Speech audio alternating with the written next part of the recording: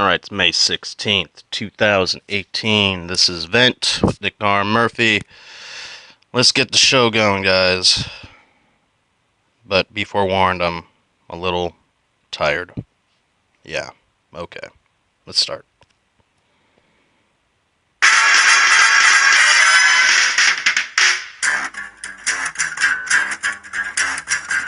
think it's time to blow this scene. Get everybody in the stuff together. Okay, 3, 2, 1, let's jam.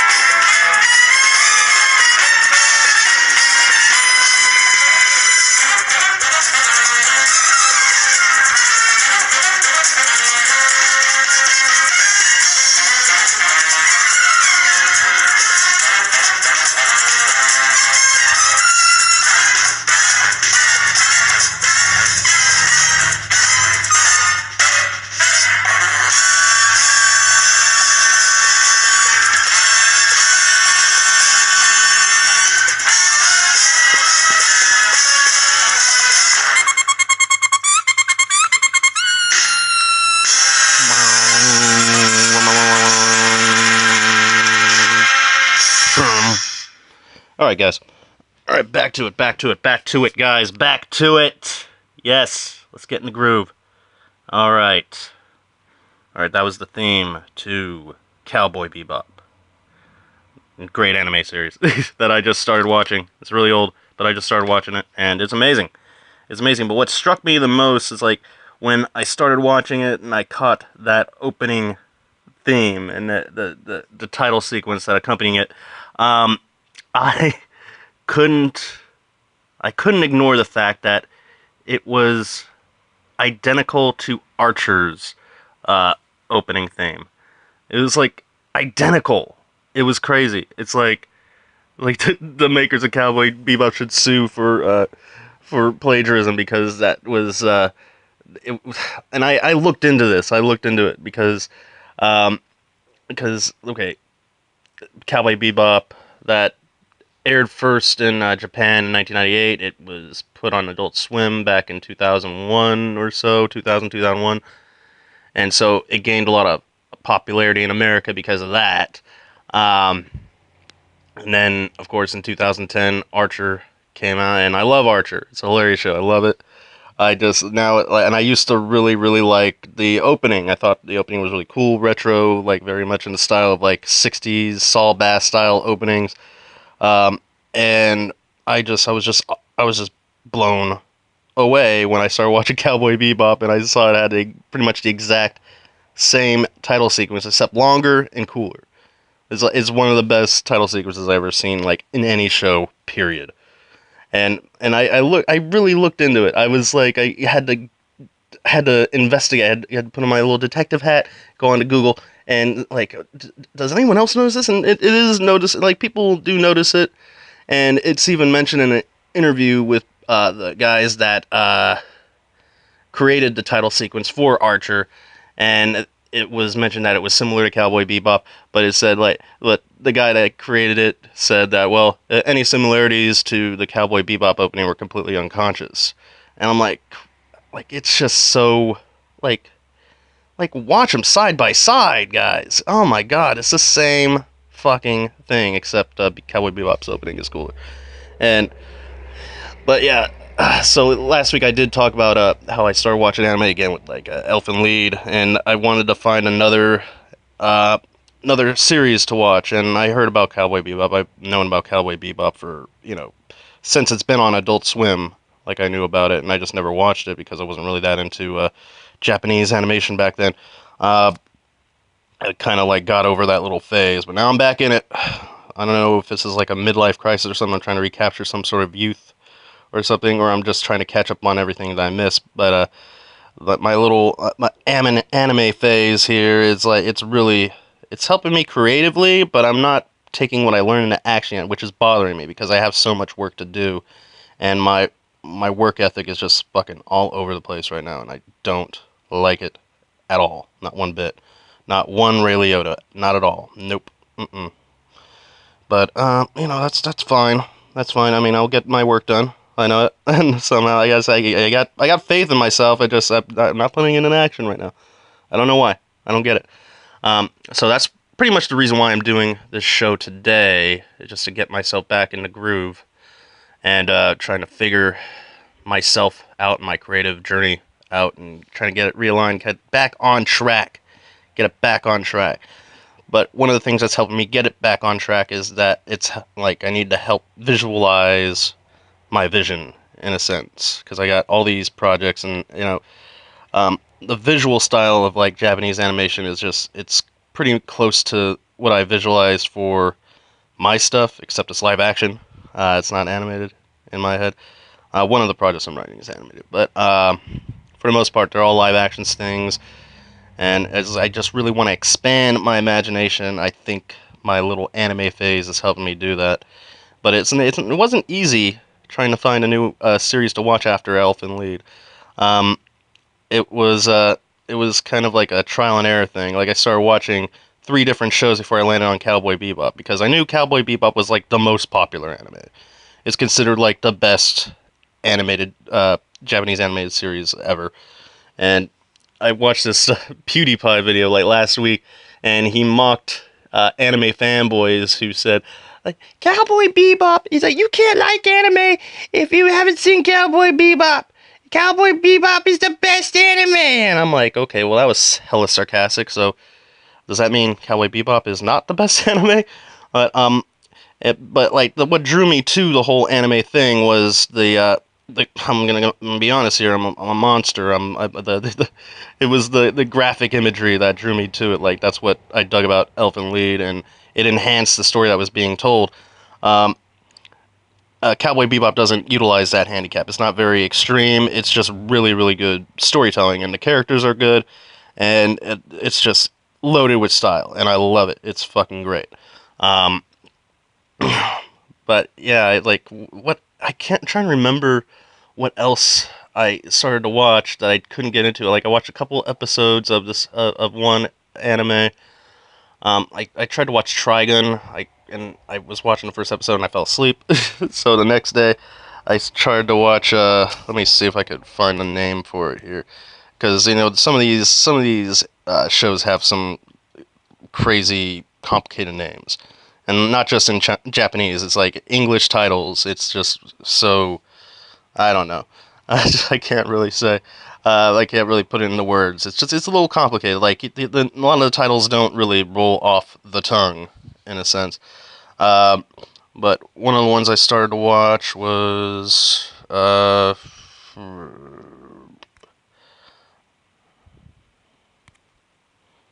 Brynhildr in the Darkness. I watched 2 episodes of that, and that was okay, but I couldn't really get into it. And there was there was one more. I mean, it doesn't matter. I'm not gonna keep watching them anyway, so it doesn't. Yeah, no. Okay, I'm just gonna keep watching Cowboy Bebop, and once I'm done with that, I'll move on to something else. But it's cool. I have about 10 episodes left, or 9 episodes left of Cowboy Bebop, so I'll probably finish those in the next couple days. But yeah, that whole Archer similarity, man, it really got to me. Like I've been trying to watch the 8th season of Archer. I've had that on my watch list there. I've watched the first 7 seasons. I still haven't seen the 8, and I think they're airing the 9th one now. But I haven't been able to get into the 8th season. It seems like most of it's like a fever dream that Archer has while he's in a coma. And that's like, I don't know if the whole season is like that, but it seems like it's going to be, because they keep setting up like these, like our favorite characters have different names, different personalities, and this whole like comatose reality that Archer is in. It's like that episode of Sopranos after Uncle Junior shoots Tony, and he's in the hospital, and yeah, and he's having like a fever dream, and he's like kind of in the afterlife. He's like someone else, and and that was like a 2-3 episode thread, And like, is Archer going to do that with this whole season? And I'm like, am I really that interested to find out? I mean, yes and no. Yes and no. But, well, I'll get to it eventually. I'm sure. But I have too much work to do. It's like, that's one of the things. Like, I can't watch anything. I got too much work to do. But yeah, I'm still watching other shit. Shit that I'm not really that interested in, but shit that I can numb my mind with so I can work on my shit. But, sometimes it helps, sometimes it doesn't. It's a trial and error thing. You just gotta run with it. You gotta run with the punches. You gotta roll with the punches. Alright. So that was nice. That was a nice, good waste of 10 minutes talking about all that stuff. What else are we going to talk about today, guys? I'm waiting for suggestions. Oh, wait. There's no one here. Because I just, I don't want to waste the rest of the show just reading headlines. Like, oh, like, like, I just go, like, what? Like, I don't want this to be a show where I just go on Reddit and read the headlines, But if that's what it comes down to, that's what it comes down to. I don't know, like, I don't know off the top of my head what exactly is in the news. I heard, without going into anything headline related, I just, from what I've seen before, I started recording this, from what I've seen before that, I guess Kim Jong-un is threatening to cancel the meeting between him and Trump. I guess they set up a meeting, and now, like, Kim Jong-un's canceled a meeting with South Korea, and now he's threatening to cancel a meeting next week with Trump. I guess it's because homeboy don't want to give up his nukes. I guess that's the long and short of it. Like, I want to keep my nukes, Kim Jong-un says. Please don't let me do that. I'm not going to go to your meeting if you're going to tell me I have to give up my nukes. I want to keep my nukes. I like my nukes. I think that's what he said. I'm not sure. But, Kim Jong-un, he's a character. He was great in the interview. I thought he was really good in that. And he was such a good sport, too, about it. Oh, wait, I don't think that was really him. Yeah, it was a guy from Fresh Off the Boat. Okay, never mind. It was funny when I saw the interview. It was like, wow, they really got a guy that really looked like Kim Jong-un. And no, they didn't. He doesn't look. The guy that played Kim Jong-un in the interview does not look anything like him, other than the fact that they're both Korean. That's like the only. But you put them side by side, they don't look anything alike at all. Dude's not even fat in real life. I don't know if he gained weight for the interview, but he's not fat in real life. I've seen him in other shit, and he's not fat in real life. So he's not. He's Kim Jong-un light. But I'm surprised. Yeah, I mean, I'm gonna go on the interview. That's like a 4-year-old news story. I'm not gonna talk about the interview. Like, if the war didn't start after the interview came out, and how much it just like fucking ragged on the culture of North Korea. Like, if war didn't start after that, I don't think war's gonna start. Like, the closest it came out with was the Sony hack. The Sony hack. That was, I mean, was that a declaration of war? It was an information war, and they leaked all this shit. And, well, okay, well, no one really died that I know of, unless, like, some mafia organization within Sony, like, killed somebody because their emails got leaked by the North Koreans. But, you don't know. You never find out about that stuff. You might find out about that stuff way later, but, if it's going on right now, you're not going to find out about it now. Are you kidding? No, not at all. Hold on. I got a mucus situation here. I hate when I have that on the show. Like, yeah, there we go. Yeah, there we go. Now I got this. Wait, no, not yet. Okay, now I should have this velvety smooth voice for the rest of the show. There we go. But, yeah, you know what? I'm beating around the bush. That's all I'm doing right now. I'm beating around. Let's just look at the headlines, guys. Alright. Excuse me.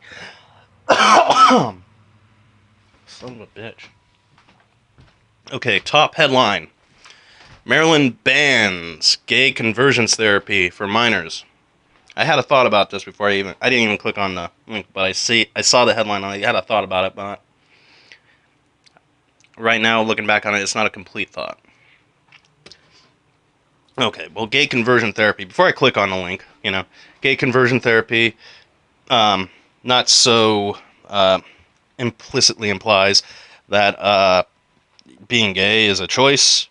Which, if you believe that, then great. But I don't know. I mean, I think in some cases, yes, it's a choice, but in most cases, no, it's not a choice. I mean, I think, it's a balance. There's a balance at play.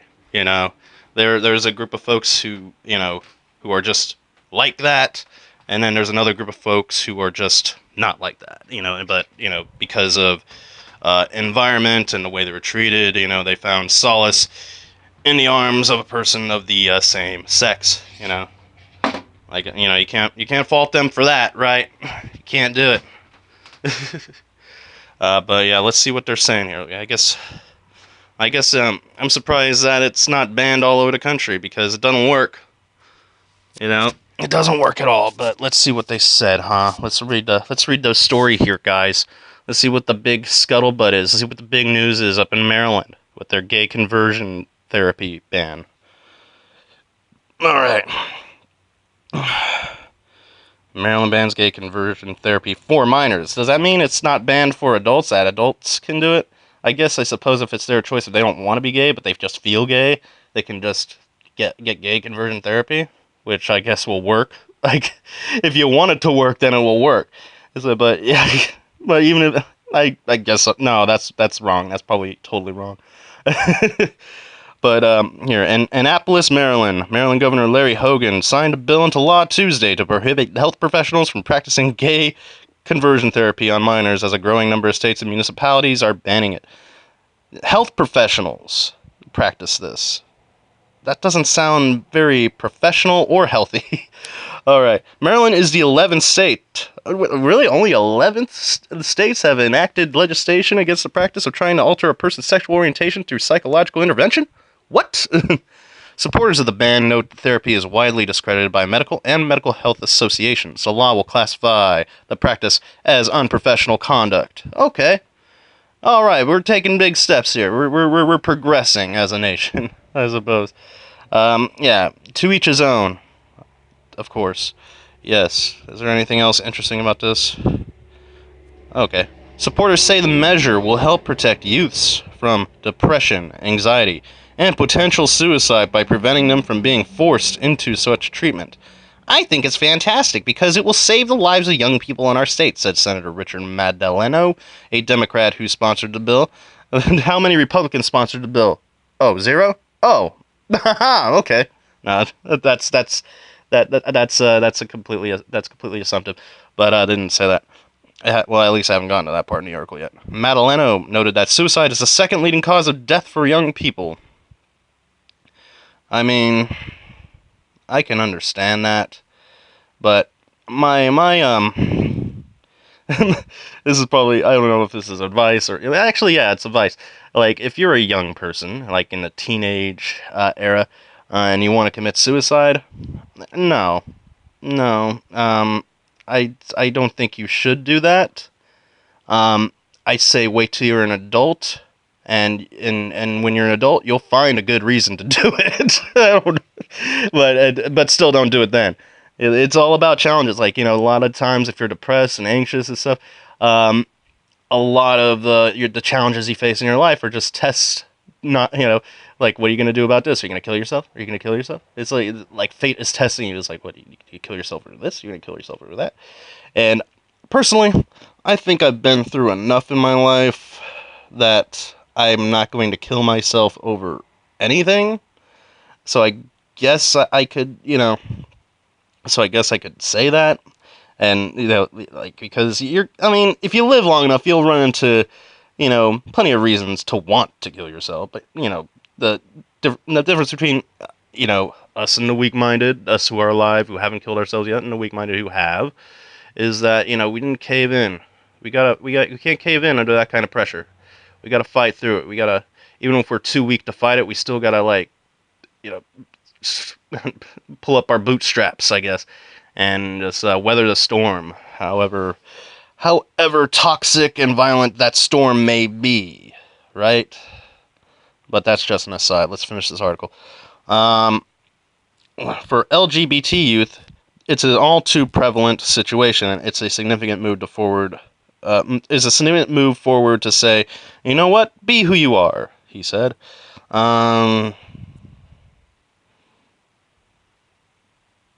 Oh, okay. Here's a story about a Republican. Delegate Megan Simonere, a Republican, spoke on the House floor about the pain she experienced when her parents recommended the therapy to her when she told them she was bisexual. She told her colleagues last month that while she never had the therapy, the thought that her parents believed they could fix her, quote, was enough to cause deep depression.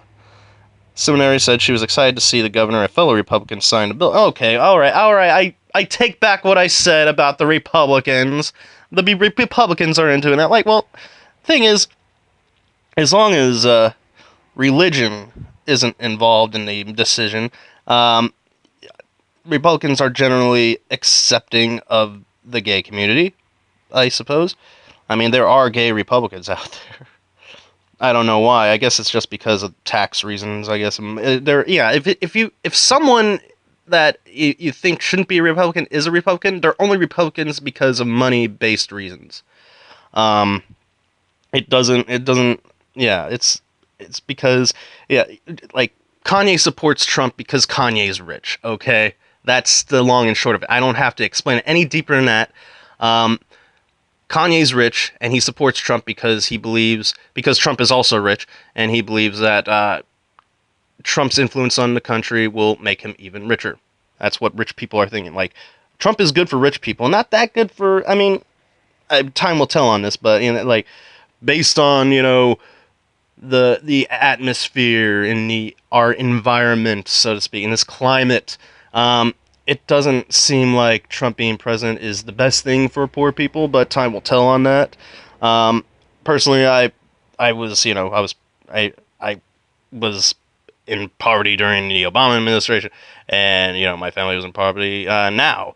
But it was worse it was worse in the years when Obama was president, but that had nothing to do with Obama. It was because I'd never been in a situation like where money was dire and things were very difficult. Like, I'd never been in a situation like that before, so I freaked out, and I'm amazed I'm still married because it was just so rough. Like, because just trying to get used to it. But now things are arguably more difficult. Things are, but at the same time I can weather the storm easier. It's like you just have to adjust to adversity. Like, you have to adjust to adversity, and you'll be okay. Yeah. So, that's, I don't know where I'm going with that. But the fact is, it's great that Maryland is banning gay conversion therapy, and I hope they keep up the good work. Let's look at other headlines, guys, because this is not the high point of my day here. This is not setting me on fire here. I need to find a headline that ignites my passion, where it goes like, what? That makes me go, huh? Like, what? I need to know more about this. What's going on here? All right. Oh, here's something that ought to. Florida cop who failed to confront Parkland shooting is getting $8,000 monthly pension. Oh man, I wish I could get that much money for being a coward. I guess, yeah, there's money in being a coward? That's great. Okay. Before I just, shoot off at the mouth about, how outrageous that this, quote, traumatized, cowardly police officer who didn't do shit while a guy was gunning down kids and teachers. Let's see what this is all about. I'm sure it's in his contract or something. Like, I'm sure it's a technicality. He's getting $8,000 a month. Can I borrow some of that? I got some bills to take care of. All right. $8,000 monthly pension. All right. A Florida sheriff's deputy who failed to confront a gunman during a February 14th school massacre is receiving a monthly state pension of $8,702.35. Rounded to the nearest thousand. It's $9,000, not $8,000. It's rounded to the nearest thousand. He's getting pretty much $9,000. Unless that's tax, then maybe it's just closer to $8,000. Who knows? But it's still a gargantuan sum. That's outrageous. I am outraged. I want $8,000 in a monthly pension for not confronting a shooter. Damn it. The Sun Sentinel reports 55-year-old Scott Peterson. Oh, yeah, I remember. Yeah, I remember. We talked about this guy before. Shortly after the part, like Scott Peterson. But it's different because it's Scott with one T, not two. So no difference between him and the guy that killed his pregnant wife and all that shit. He resigned after and retired after the shootings began, receiving payments. So it was his 401k. But that's still an outrageous sum. How much was he getting paid when he was working as a cop? All right, surveillance video showed Peterson outside Marjory Stoneman Douglas High School as the gunman killed 17 people inside with an AR-15 assault-style rifle. Broward Sheriff Scott Israel said Peterson should have gone inside. President Donald Trump called Peterson a coward.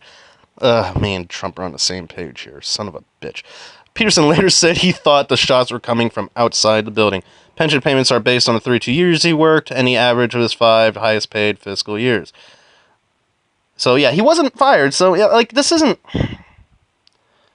just lawful, unfortunately. Sorry, guys, it's lawful. He worked for 32 years, and I'm sure he had some brave moments, but, you do 32 years, and then all of a sudden you're into this kind of shit, and never been in a situation like this before, and you're 3 days from retirement, you're not going to go out like, Murtaugh's partner, like Dirty Harry's partner who's 3 days from retirement, or, just, no. Okay.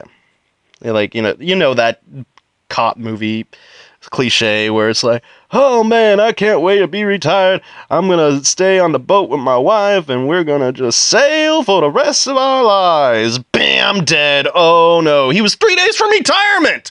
How could this happen? Oh no.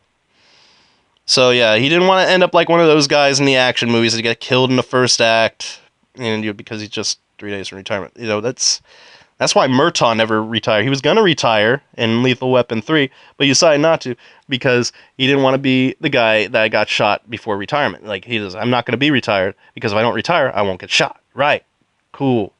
Way to figure that one out. All right. Well, that's enough out of that. Let's see, anything else? Oh, man. Oh, yeah, Bill Cosby, guys. Bill Cosby, he's a convicted rapist, for sure. But did I talk about, I know I was talking about it while the jury was deliberating, but I don't think I've talked about the Bill Cosby verdict since it was announced. And he was guilty. I didn't think they were going to come back with a guilty verdict, even though it's, patently obvious that he is. But they came back with the guilty verdict, and what pushed them over the edge was the fact that Bill Cosby admitted to utilizing drugs to have sex with women in a recorded deposition or something. And that's what made him go, okay, yeah, he's a total rapist. It had nothing to do with the Larry King interview where he admitted as much back in the 80s about Spanish Fly. I guess that's inadmissible in some, I don't know. But the fact is, yeah, he got convicted, and now he's going to be sentenced on September 24th? What the fuck? That's 4 months from now. That's 4 months from now. Oh, well, I guess the judge needs 5 months to figure out, what you should do. What, are they counting on him dying by then? I saw that dude in an interview, a couple years ago. His eyes were glossed over. He got the cataracts real bad, man. And, he should, chances are he'll just check out before the sentencing. Is it okay? If he doesn't want to endure the stress, he could just let go and lose the will to live and just fucking die. I mean, he's 80, 81. He's old as fuck, this guy. So, yeah, and he's done. He's done now. He's done. So, good riddance, Mr. Cosby. I loved your sitcoms before I found out you're a rapist. Actually, no, I didn't love it. I was aware of your sitcoms and watched them passively as a child before I knew you. Did I ever watch a Bill Cosby movie? I watched Bill Cosby himself, the stand-up special, and that was really funny back in 1983. And it was very wholesome. It was very family-friendly. And I think it's really brave of him not to utilize the curse words that comics such as Eddie Murphy at that time were using, and Richard Pryor. He was going against the grain. He was a trailblazer. He was a pioneer. He's a fucking rapist. You should give him a chair. Oh, what? I'm sorry. I didn't mean to say that. I was That was a slip of the tongue. But yeah, he's a very brilliant, innovative comedian, and he had all these sitcoms, and they were fantastic. Um, we wouldn't know who Raven Simone was without Bill Cosby, or Felicia Rashad for that matter. Uh, oh man, but yeah, it's a bad state of affairs. Um, let's see. Oh yeah, I've been hearing about this the volcano eruptions in Hawaii. I think Hawaii's going away, guys. I'm a little concerned about Hawaii here. I'm a little concerned. Oh man, a little concerned about Hawaii. I guess there's about another. Like, there were big volcano eruptions last week, and now there is another one that's coming down the pike, and that's fantastic. How about that, guys? We're gonna end up with 49 states by the end of this. They're gonna have to get the hell out of Hawaii. And where are they gonna go? They gotta get everyone on a fucking plane. They gotta put everyone on one of those National Guard like freighters. The entire population of Hawaii, like, you know, they gotta get a series of freighters to just get everyone off the island because it's about to be engulfed by lava, hot lava, hot lava. Right, guys. And where were they gonna go? Where are they gonna go? Puerto Rico. Puerto Rico? They don't even have electricity there. Oh well, I don't know, man. But you know, shit. I mean, they're American refugees. You gotta get them somewhere. Why he's going away? If that's gonna be melted away by molten rock, you gotta get them out. But that hasn't reached that pitch yet. And I'm sure I'm just you know, over exaggerating the possibilities. I'm sure Hawaii's gonna be fine, guys. If at worst they'll just end up with a few new islands, or the main islands will break up into 2 or 3 pieces. They won't go away. They won't melt away. Hawaii's gonna be fine, guys. I don't want anyone to worry. All right. Oh, wow. I'm at 32 minutes already. Oh man, I just breezed through the last 20 minutes of this show, didn't I? Okay. Oh wow. All right. Well, I guess we're reaching the wrap-up time here. I did get a headline notice here, like from about more Trump news, guy. You want more Trump news before we call quits? No, you don't. But you're gonna get it anyway. You're gonna get it anyway. Okay. Trump admitted to paying off his fucking lawyer, and he has a form to prove it. Okay. Yes, Trump had sex with a porn star. He admitted to it. He did it while he was married, and he also admitted to paying her off. And he's still president. So, nice try, guys. Nice try. Nothing's going to happen. How about that? How about that, guys? That's the note we're going to leave today's show on. He's not going away. We could pull up the fact that he murdered children. He went to Syria personally and beheaded children with a machete. And he's like, oh, well, you know, Trump's going to be Trump, guys. Trump's going to be Trump. You know? It's like he took drastic measures not to get any Syrian refugees into this country. He went to Syria himself and found a couple refugees and just sliced their heads off with a fucking machete. While the oppressing Syria government just laughed and laughed. And now everybody's all like, well, Trump's going to be Trump, you know. He does what he does. Boys will be boys. Trump will be Trump, right? All right. I don't know. I don't get it. But I think we got a lot done today. A lot of meandering, a lot of talking, but I think we did very good today. I want to do another episode tomorrow. We'll see about that. Time will tell there. I just, you know, whenever I get the opportunity to do a show, and if I'm in the right mindset, I will do it. I will do it. That's all I could do. But well, that's guys. I mean, that's really it. I'm gonna end it here. But I hope you guys have a great rest of your day and an awesome tomorrow. And if you don't hear me by the weekend, I hope you have a good one of those too. All right. Yeah, that's it, guys. That's it.